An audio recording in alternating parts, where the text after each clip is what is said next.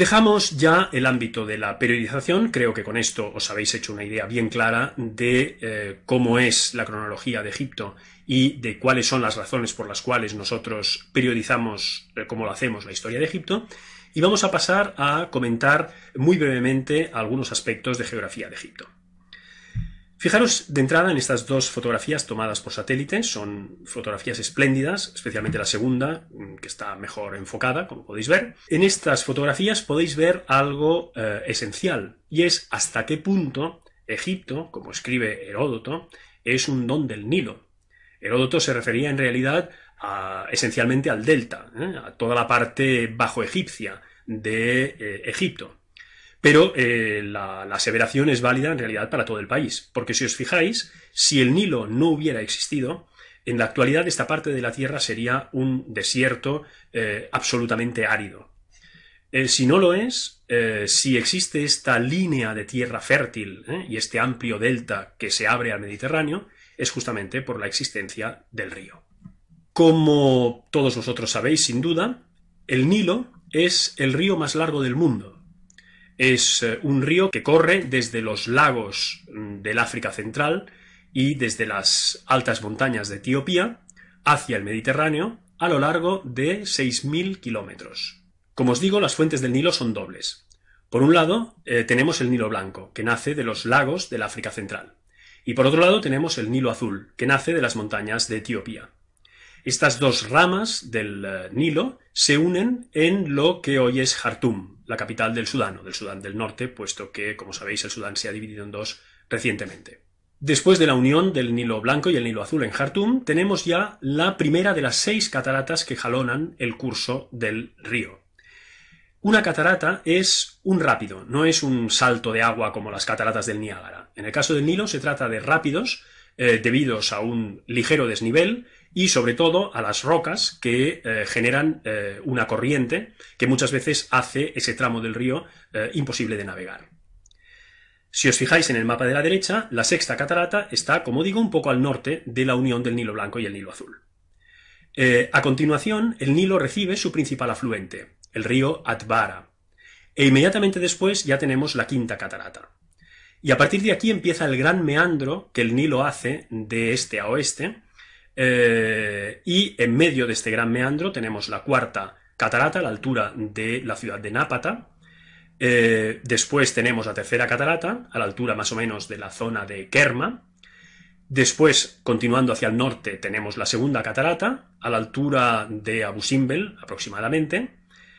Después, como podéis ver, el Nilo se ensancha porque ahí tenemos el lago Nasser. En efecto, a la altura de la primera catarata, como todos sabéis perfectamente bien, en los años 60 se construyó la Gran Presa de Asuán. La Gran Presa de Asuán motivó la creación de un gran lago artificial, que es el lago Nasser, que es justamente esta expansión del río que podéis ver, grosso modo, entre la primera y la segunda catarata. Y después el río ya baja sin más afluentes, sin más cataratas, hasta desembocar en el Mediterráneo. En la antigüedad, el delta poseía muchos más brazos que en la actualidad. En la actualidad, en cambio, el delta del Nilo posee solamente 2 brazos. El brazo que desemboca al Mediterráneo por Rosetta y el brazo que desemboca por Damietta.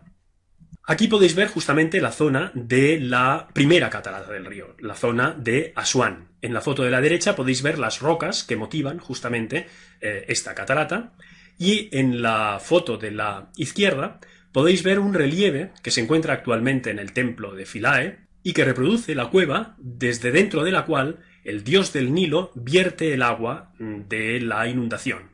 Si os fijáis, dentro de la cueva hay una figura sedente con un tocado en forma de papiros que sostiene un recipiente en su mano y vierte agua.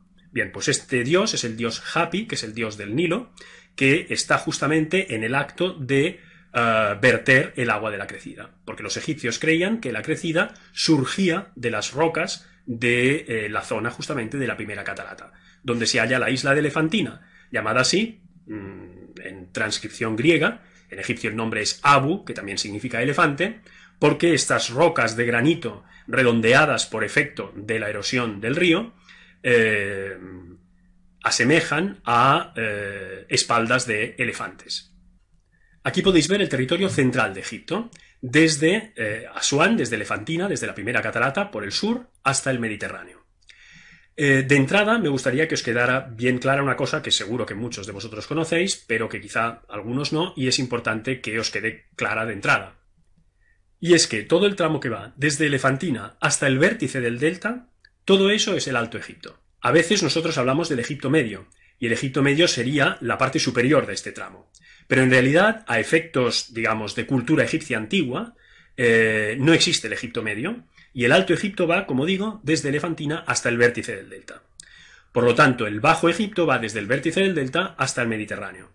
Recordad que el Bajo Egipto es lo que queda arriba del mapa, y el Alto Egipto es lo que queda abajo, por razones obvias, porque lo que cuenta es la altitud. Si el río baja desde el sur hacia el Mediterráneo, obviamente es más alto a la parte sur que la parte norte. Por lo tanto, el Alto Egipto es el sur y el Bajo Egipto es el norte. Y la división entre el Alto Egipto y el Bajo Egipto, insisto, es el vértice del delta. ¿Qué encontramos un poquito al sur del vértice del delta? Justamente encontramos la ciudad de Menfis, como podéis ver en este mapa. Menfis fue fundada en este punto por los primeros reyes de la primera dinastía, que se establecieron justamente aquí, muy probablemente por razones de carácter simbólico o ritual. Era este justamente el punto medio entre las dos regiones en que el nuevo estado dual, que se forja justamente en este momento, queda dividido. El Alto Egipto y el Bajo Egipto. Estas dos porciones rápidamente tendrán símbolos heráldicos de una parte y de otra. Y como ya hemos visto, uno de los títulos de la realeza justamente se basa en esta dicotomía simbólica entre el Alto y el Bajo Egipto. Y sobre esto es importante que tengáis presente otra cosa. La idea de un estado dual, de un estado dividido en Alto y Bajo Egipto, no es una idea que venga dada por la realidad geográfica. Es una idea que viene dada por la proyección en el territorio de una estructura de tipo mítico. Para los egipcios, todo aquello que es perfecto lo es por la combinación de dos polos opuestos complementarios. En el momento en que los reyes de la primera dinastía se plantean cómo conceptualizar un estado que sienten como perfecto, como acabado, echan mano justamente de este motivo mítico, lo proyectan en el territorio y crean el estado dual. En realidad, el estado dual lo que significa es simplemente un estado perfecto, un estado que representa el orden del cosmos, un estado que reproduce el orden del cosmos. Esto es lo que significa la monarquía dual. En este mapa podéis ver una ampliación de lo que es el área del Alto Egipto, desde la primera catarata hasta lo que hoy llamamos Egipto Medio, hasta la zona de Hermópolis. Esta parte del mapa conviene que os quede bien clara porque justamente de aquí van a surgir las culturas que sin solución de continuidad, sin ruptura, van a llevar a la formación de la civilización faraónica, como veremos en el próximo vídeo. Por tanto, es importante que esta zona de la geografía de Egipto os quede bien clara de entrada. Fijaros que esta zona se caracteriza porque el río hace un meandro que se desplaza hacia el este y luego vuelve hacia el oeste. Inmediatamente al sur de este meandro tenemos la ciudad de Hieracómpolis, que nos va a ocupar en el vídeo siguiente.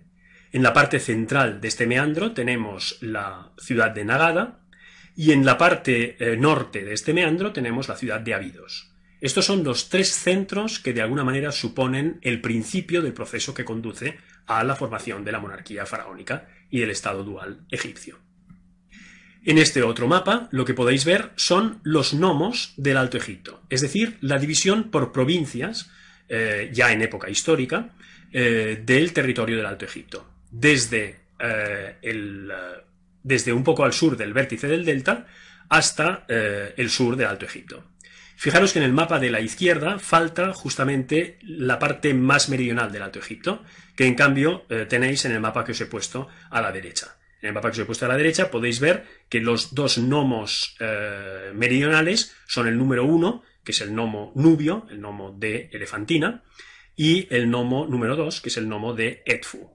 Después ya tenemos el número 3, que es el nomo de Esna, que también tenéis en el mapa en color. Y a partir de ahí todos los nomos que están numerados, como podéis ver, desde el sur hacia el norte.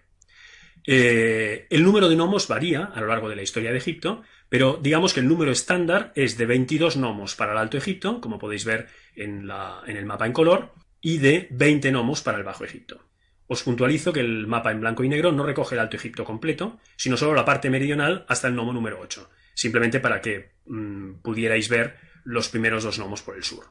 Aquí tenemos un mapa del delta, es decir, del Bajo Egipto. Fijaros que un poquito al sur del vértice del delta tenemos justamente la ciudad de Menfis. Como os comentaba antes, la ciudad de Menfis de alguna forma es el punto medio entre el Alto Egipto y el Bajo Egipto. Y después tenemos todo lo que es el delta con sus distintas ramas. Como os he dicho antes, en la actualidad solo queda la rama que desemboca en Rosetta y la rama que desemboca en Damietta. En el centro del delta podéis ver algunas de las ciudades más importantes. En la parte occidental, por supuesto, Alejandría, que sin embargo es una ciudad tardía, como sabéis, fundada por Alejandro y por lo tanto no existe en época faraónica. Y ya en el centro del delta podéis ver ciudades como Sais, como Busiris, como Sebennytos, de donde es originario Manetón, como hemos comentado antes. Y en la parte ya oriental del delta podéis ver ciudades también tan importantes como Tanis o como Avaris, la capital de los Hicsos.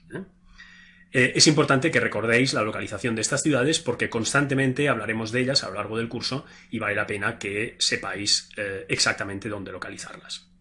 Fijaros finalmente que en la zona de Menfis tenemos toda una serie de localidades cuyos nombres sin duda conocéis perfectamente bien: Giza, Abusir, Saqqara, Dashur. Son todas las localidades donde se levantan las pirámides del reino antiguo. Esta es efectivamente la necrópolis menfita. La necrópolis menfita consiste básicamente en las grandes sepulturas piramidales de los reyes del reino antiguo y del reino medio. Y en este otro mapa en color podéis ver los gnomos del Bajo Egipto. En realidad, si os fijáis bien, falta el gnomo número 1. El gnomo número 1 es el gnomo de Menfis. En este mapa han olvidado colocar el número.